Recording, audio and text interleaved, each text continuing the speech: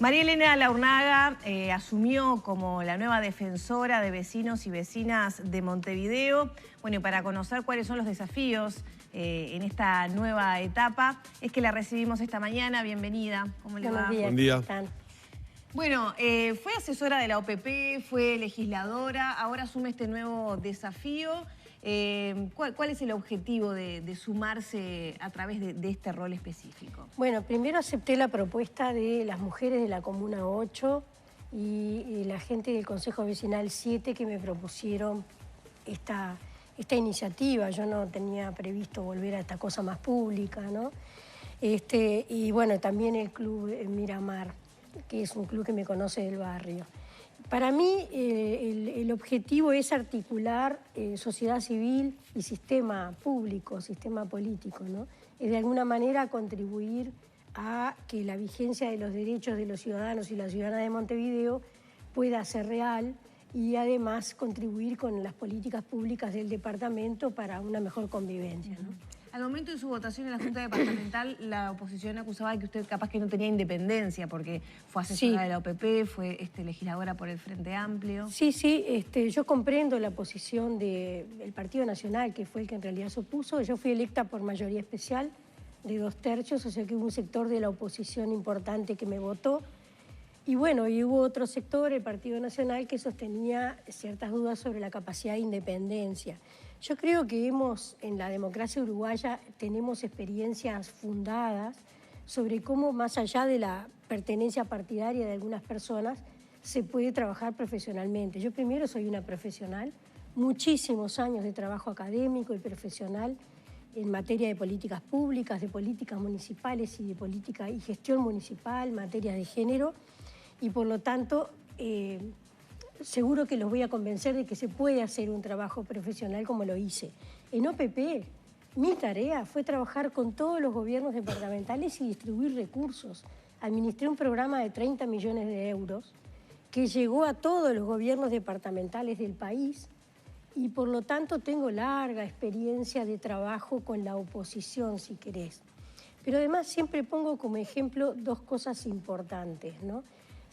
Ustedes lo mencionaban en la parte del informativo previo, si hay una política sensible en el país es la política de seguridad, y todo el tema cárceles. Estando yo en el Parlamento, votamos al señor Garcé, al doctor Garcé, como comisionado parlamentario, que es un notorio dirigente del Partido Nacional. Y en esta oportunidad, el segundo comisionado parlamentario es Juan Miguel Petit, un amigo, pero además es un conocido adherente en su juventud militante del Partido Colorado. Entonces me parece que el gobierno, la mayoría de gobierno, también ha votado gente de oposición para, digamos, para roles delicados, aquellos que tienen mucha incidencia sobre una política pública de alta sensibilidad. Por lo tanto, yo estoy convencida que dentro de un año el Partido Nacional va a estar tranquilo y va a saber que he podido de alguna manera trabajar en forma independiente con ellos, para ellos y para todos los ciudadanos y las ciudadanas de distinto color. Por supuesto que tengo un compromiso de dejar toda militancia política, como lo tiene Juan Miguel, como lo tuvo Garcé en su momento, ¿no? Como lo tienen los integrantes de la Institución de Derechos Humanos, que también voté estando en el Parlamento en la primera experiencia, en la primera generación de la institución, integrada tanto en la primera como en la actual composición de la institución por gente de distintos sectores. Así que yo estoy segura que en mi compromiso profesional y hasta en mi compromiso ideológico, el compromiso es con la ciudadanía y incluye blancos, colorados, verdes, incluye militares, incluye lo que fuere. ¿Qué impronta piensa darle a su gestión? Recuerdo que uno de los informes de la anterior gestión en la Defensoría del Vecino, bueno, daban cuenta que las principales dificultades estaban en la ejecución de derechos, ¿no? La accesibilidad, por ejemplo, de una ciudad que sea igualitaria para todos en materia de transporte, de circulación, pero también, bueno, dificultades con la limpieza. ¿Por dónde piensa empezar a trabajar? Sí, en términos generales, el concepto sería convivencia, ¿no? Contribuir a la mejora de la convivencia. Nosotros tendemos a pensar que la protección de los derechos es el reclamo individual. mi derecho a que el contenedor no me esté en la puerta de mi casa más de un tiempo, mi derecho a que el vecino no me moleste con los perros. Hay una cierta cultura de pensar que la reivindicación del derecho siempre es una cosa individual. Yo creo que los derechos son derechos sociales, son derechos que se generan en el escenario de la convivencia, y así como hay un montón de demandas que son puntuales e individuales, también hay un conjunto de oportunidades que tienen que ver con el trabajo comunitario y social, articular intereses de distinto tipo. Entonces, en ese marco de convivencia, una de las primeras cosas es la mediación comunitaria, que es un programa que ya viene muy bien gestionado por Ana Agostino, mi antecesora, pero que se inició con Fernando Rodríguez, el primer defensor del vecino. Me parece que ese es un programa muy importante. Y otro al que yo le quiero dar mucha impronta es un programa de formación ciudadana. Porque así como vos tenés que tener voz, primero reconocer tus derechos y tener voz para demandar por tus derechos, también tenés que tener obligaciones. Y me parece que la convivencia y los derechos de las personas implican el reconocimiento del derecho, la posibilidad de ejercerlo, pero también el reconocimiento de tu responsabilidad. Y te pongo el caso de la limpieza. La limpieza es una responsabilidad pública, es una política departamental y municipal, combinada entre municipios y gobierno departamental. Pero también es un problema de los ciudadanos y las ciudadanas en no ensuciar. Yo vivo en una zona privilegiada de Montevideo, la verdad, porque vivo en Malvin. Ahora, antes viví en el barrio sur, en condiciones bastante precarias, hace ya unos años. Y te puedo decir que el otro día fui a tirar basura y estaban los dos contenedores vacíos y las basuras tiradas afuera. Y no puedo decir que sean los hurgadores que lo tiraron, porque por suerte hay mucho menos hurgadores que antes, aunque todavía los hay, sino que había basura depositada afuera. ¿Considera que hay menos hurgadores que antes? Porque yo veo más gente revolviendo la basura que antes. Quizás no profesionalmente, digamos, como... Sí, no te lo puedo contabilizar, no sé. Es una impresión. Sí, la mía también, ¿no? Capaz que ha cambiado la modalidad también, ¿no? Pero bueno, yo sé que hay gente que está trabajando en las usinas, hay gente que está con sus motos trabajando en otra condición en lugar de los caballos. Yo creo que se ha hecho un esfuerzo muy importante. ¿Que es insuficiente? Sí, es insuficiente todavía. Yo creo que es insuficiente. Montevideo todavía es una ciudad que no está limpia del todo. Pero bueno, como dijo el otro día un diario, ¿no? El País. Hablamos media hora y lo único que me pone es eso. Montevideo no está limpia aunque ha mejorado. Es verdad, Montevideo no está limpia aunque ha mejorado. Y la tarea es de corresponsabilidad. No, quería saber ese programa de articulación de educación ciudadana, en ese sentido que usted mencionaba, ¿cómo lo va... Bueno, ¿cómo se va a plasmar? ¿En qué lo vamos a ver? Bueno, hay varias iniciativas que ya se implementaron, pero básicamente a través de los municipios y de los gobiernos locales, digamos, también. Yo hace 4 días que asumí, en esos 4 días hubo un feriado y estoy en este momento, una de las modalidades es también a través de los gobiernos municipales, como te decía. Otra de las modalidades es continuando la cooperación con la Intendencia. Hay un montón de programas de la Intendencia que tienden a mejorar el tema de la convivencia y este es uno de los temas centrales de prioridad hoy con el intendente Dicandia. Y la otra es fortaleciendo el vínculo con la Junta Departamental. La Junta Departamental tiene varias comisiones de trabajo. El viernes fuimos recibidos por la Comisión de Asentamientos y me parece que con ello se puede contribuir en un montón de cosas. Pero también con el programa de mediación comunitaria. Los programas, la Defensoría, que tiene muy poco personal, tiene 3 personas estables y hay 4 o 6 pasantes de la UTU y pasantes de la UDELAR, o sea que tiene un equipo muy restringido. Trabaja con 15 voluntarios en mediación. Si bien a veces tenés que resolver el problema de la vecina o el vecino que se viene a quejar, hay experiencias de mediación muy interesantes con grupos sociales, por ejemplo, con un asentamiento en este momento importante que están transitando hacia la inclusión social y la Junta Departamental solicitó a Defensoría la mediación. Eso viene ya trabajado desde el año pasado. Te pongo otro ejemplo que me parece muy rico y que yo acabo de conocer porque no lo conocía bien, y es el Consejo Consultivo de Transporte. La Intendencia de Montevideo, la Dirección de Transporte y Movilidad, creó un consejo consultivo donde se reúnen los jerarcas de la Intendencia, los empresarios del transporte, los trabajadores del transporte y los usuarios del transporte. El año pasado la Intendencia le pide a la Defensoría si puede representar a la ciudadanía, porque no había una coordinadora de usuarios. Esa coordinadora se organizó, hoy están organizados y una vez por mes se reúnen en la Intendencia de Montevideo, en ese escenario, te digo, tan múltiple y tan heterogéneo, para negociar mejora de condiciones de accesibilidad de la ciudadanía, mejora de las condiciones de trabajo o mejora de la eficiencia en el caso de las empresas. Me resultó una experiencia muy interesante porque fue a 2 días de asumir, asistí a la primera reunión del Consejo Consultivo, por suerte con Ana Agostino, que me acompañó y me puso un poco al tanto de esa experiencia. Pero bueno, ese es un ejemplo muy material, muy concreto de cómo se puede en Montevideo generar espacios que no cuestan plata, porque no hay funcionarios para eso, ni hay una estructura institucional. Lo que hubo es una voluntad política de hacerlo y una voluntad ciudadana de coparticipar. ¿Habría que cambiar algo en cuanto a las facultades de la Defensoría del Vecino en cuanto a que hoy recibe, digamos, ni siquiera son denuncias, en realidad son quejas o situaciones que se plantean? A veces son denuncias. Sí, pero como no es vinculante lo que pueda hacer la Defensoría, claro, queda en el traslado de la inquietud del vecino y más nada. En este caso, por ejemplo, la mediación es una acción concreta que permite resolverlo in situ sin llegar a la institucionalidad superior, que puede ser la Intendencia, las alcaldías, los municipios, ¿no? O sea, igual la mediación se hace en coordinación con toda la institucionalidad. No, por supuesto, por supuesto. Por supuesto, pero digo, más allá de eso, ¿se podría mejorar desde el punto de vista del funcionamiento y pensando eso justamente con tan poco funcionario, por ejemplo? Sí. Bueno, mirá, una de las cosas que sí se puede mejorar es yo creo que no es necesario emplear los roles de la Defensoría. Capaz que sí, el objetivo de tener un equipo técnico más estable, sí, porque eso genera institucionalidad, ¿no?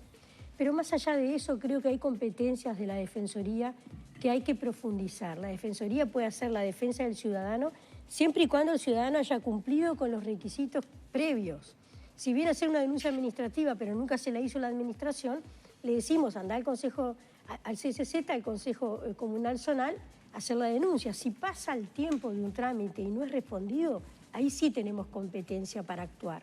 Entonces vos tenés sugerencias al Poder Ejecutivo, al Gobierno departamental en general, tenés normativas que podés proponer y me parece que en este plano hay una línea de trabajo que es la sugerencia en materia normativa, que si tuviéramos un equipo de abogados, por ejemplo, más, digamos... Se podrían hacer recomendaciones de mejor tipo. Se podrían hacer recomendaciones de tipo normativo. Algunas ya las hicieron y, bueno, y tuvieron sus frutos. Ejemplo, en el caso de las pensiones, que es un tema que me preocupa profundamente, el acceso a la vivienda y, en particular, esa modalidad de pensiones.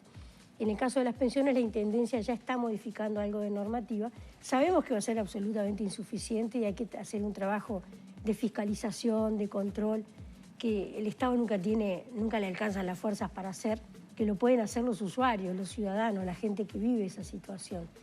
Entonces, yo creo que en materia normativa hay un conjunto de acciones en donde la Defensoría podría contribuir con la Junta Departamental, por ejemplo, en adecuar leyes o normas, regulaciones que puedan mejorar la calidad de los servicios, ¿no? De las políticas. Uno de los temas que normalmente es recurrente, por lo menos en muchas de las quejas o los llamados de atención que los vecinos nos hacen, tiene que ver con la contaminación acústica. Y una de las críticas que más se hace es la demora en encontrar las soluciones para esos temas. Ha habido casos puntuales de zonas que se han visto invadidas en determinado momento. Eso se da mucho. Hay zonas en las que se concentran determinada cantidad de boliches. Esas zonas varían, no se sabe por qué, la moda se da para otro lugar y los vecinos abruptamente se ven invadidos por una contaminación acústica que lo que normalmente nos reflejan a nosotros es la lentitud en la toma de decisiones. Es decir, es entendible la urgencia del vecino que lleva días sin poder descansar como debe hacerlo para poder ir a trabajar. Entonces requiere de una urgencia, por lo menos en el tratamiento, que normalmente nos expresan que no se da. ¿por qué se dan esas demoras en la búsqueda de las soluciones en cosas que parecerían a priori como cantadas? Es decir, sí, esto no puede ser así, sí, esto debería ser de otra manera. Ese fue un tema de trabajo de la Defensoría muy importante, en el que la verdad todavía no he tenido tiempo de involucrarme. Tengo unas carpetas así para leer de cada tema. Pero yo sé que en ese caso, la Intendencia ha reaccionado con una normativa que es lenta. Cuando el proceso es lento y trasciende el periodo que tiene legalmente la denuncia para ser tramitada, tiene derecho de caer acá en la Defensoría. En la Defensoría ha habido casos de articulación con las empresas incluso, con las empresas que han pedido facilitar la negociación o el vínculo, ¿no? Bueno, creo que uno de los problemas o una de las demoras en la gestión de la cosa pública es una de las quejas más demandadas. Pero además de estos ruidos que a veces se producen, como tú decís, por los boliches, por ejemplo, que son difíciles de articular y de modificar, más allá de la normativa, de la regulación, de la cantidad de intensidad que tiene que tener el sonido, de los factores de aislamiento auditivo, etcétera. Más allá de eso, la mayor cantidad de denuncias que se reciben son de vecinos contra vecinos. Perros, el tema ruidos, convivencia, digamos. El tema perros, ruidos de la casa de al lado, de los vecinos. El primer caso que recibí, el segundo caso que recibí en este caso fue el de una vecina que se está quejando de que sus perros ladran y los vecinos no le dejan tener el perro. Bueno, toda esta cosa de convivencia, pero bueno, son casos individuales. Pero el otro caso que recibí nos van a escuchar justamente con la Institución de Derechos Humanos y otros. El otro caso que recibí esta semana, muy importante, es el de una persona con problemas de movilidad, de accesibilidad, que no puede ir a votar el domingo a un circuito porque no es un circuito accesible. Claro. Y no es digna la condición en la que, bueno, en la que tendrían que ayudarlo a entrar, digamos, subiendo su silla o qué sé yo.